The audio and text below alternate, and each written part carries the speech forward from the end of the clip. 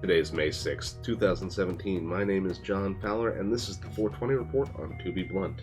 Today I'm smoking on a bit of G13 that I picked up from Sweet Relief, my local dispensary here in Oregon. Hopefully you've got something packed you're smoking along with us.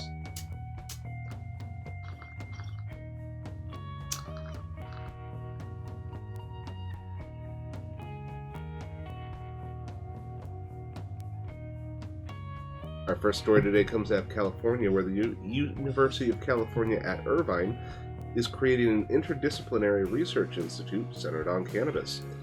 According to the Orange County Register, Dr. Danielle Piomelli, professor of anatomy and neurobiology, is the driving force behind the initiative and hopes to have the institute operating within a year. It is intended to explore as much as possible in the manner that cannabis interacts with our daily world day to day. And to that end, schools of business, engineering, and even UC Irvine's applied innovation schools are currently in talks to become involved with this institute.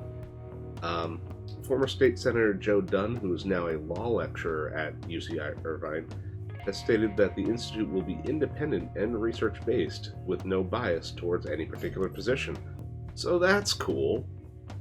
Moving across the country over to Louisiana, where, according to the Associated Press, a Supreme Court justice in Baton Rouge believes that 18 years in prison with no possibility of parole might be a bit too steep a punishment for 18 grams of marijuana.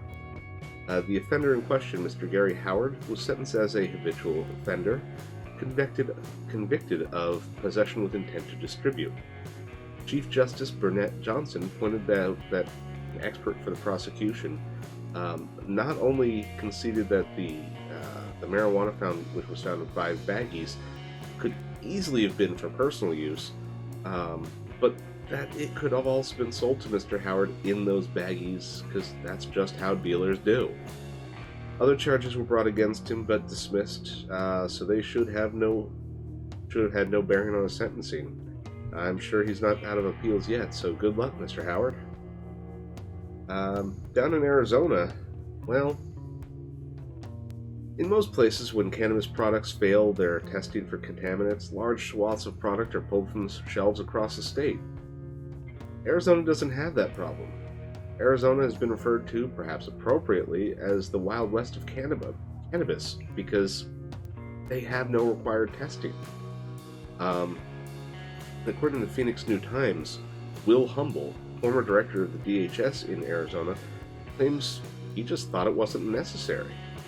In a comparison to tattoo and piercing shops, Mr. Humble believes that the issue would basically just regulate itself. Testing in its current form in the state is done primarily for competitive reasons, striving for the highest THC content. But more people in the state are beginning to wonder just what it is that they're smoking. Finally, across the great nation of the United States of America, a collective sigh of relief was had by a lot of potheads. And that's because the Congress this week decided to uphold the Rohrabacher-Farr Amendment. And now, that amendment prevents the DOJ from using government funds from going after, medical marijuana states. It doesn't really protect against recreational states, but even more concerning is that Idaho, Kansas, Nebraska, South Dakota, North Dakota, and Indiana were all left off of this year's, this current resolution's wording. More than half of these states have medical marijuana in some form or other. So, we'll see what happens. Unfortunately, they're going to be living with a little bit less protection until this is resolved. But for everyone else, this protects us through September. So, alright, that's all I got for you today. Have a great weekend, folks. This has been the 420 Report with John Fowler.